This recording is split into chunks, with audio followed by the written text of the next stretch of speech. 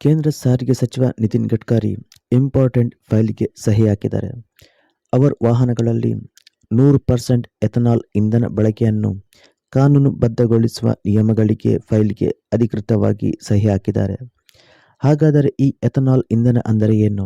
ಅದರ ಬಗ್ಗೆ ನೋಡುವ. ಈ ಎಥನಾಲ್ ಒಂದು ನವೀಕರಿಸಬಹುದಾದ ಜೈವಿಕ ಇಂಧನ.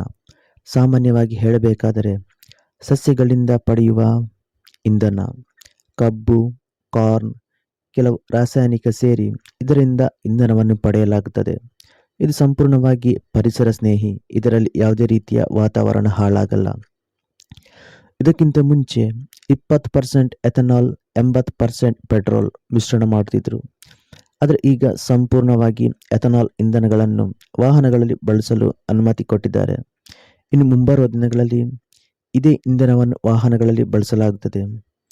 ಮುಂಬೈ ಒಂದು ಕಾರ್ಯಕ್ರಮದಲ್ಲಿ ಈ ವಿಚಾರದ ಬಗ್ಗೆ ಹೇಳಿಕೆ ಕೊಟ್ಟಿದ್ದಾರೆ.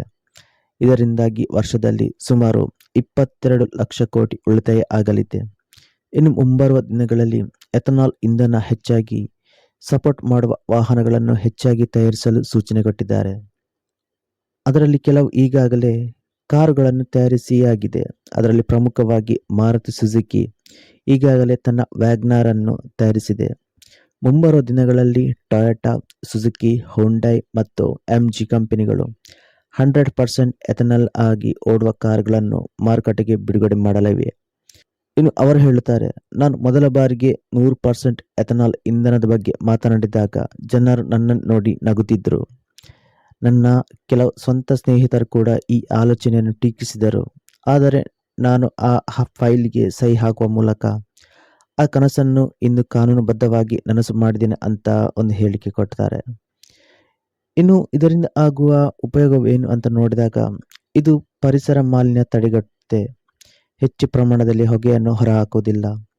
ಇತ್ತೀಚೆಗೆ ಅಮೆರಿಕ, ಇರಾನ್, ಇಸ್ರೇಲ್ ನಡುವೆ ಯುದ್ಧ ನಡೀತಿತ್ತು. ಆ ಸಂದರ್ಭದಲ್ಲಿ ಕಚ್ಚಾ ತೈಲಗಳು ಮಿಡಲ್ ಈಸ್ಟ್ ರಾಷ್ಟ್ರಗಳಿಂದ ತರಿಸಿಕೊಳ್ಳುವುದು ಅಷ್ಟು ಸುಲಭವಾಗಿರಲಿಲ್ಲ. ಭಾರತದ ಕೆಲವೊಂದು ಇಂಧನಗಳನ್ನು ತುಂಬಿಸಿಕೊಂಡು ಬರುತ್ತಿದ್ದ ಹಡಗುಗಳ ಮೇಲೆ ಕೂಡ ದಾಳಿಯಾಗುತ್ತಿತ್ತು. ಅಲ್ಲಿ ಯುದ್ಧ ನಡೆಯುವುದರಿಂದ ಭಾರತದಲ್ಲಿ ಇಂಧನದ ತೊಂದರೆ ಕೂಡ ಆಯಿತು.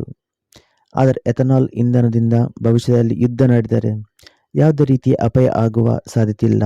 ಭಾರತದಲ್ಲಿ ಸರಾಗವಾಗಿ ಇಂಧನ ದೊರೆಯುತ್ತದೆ. ಇನ್ನು ಇದರಲ್ಲಿ ದರದಲ್ಲಿ ವ್ಯತ್ಯಾಸ ಕಾಣಬಹುದು.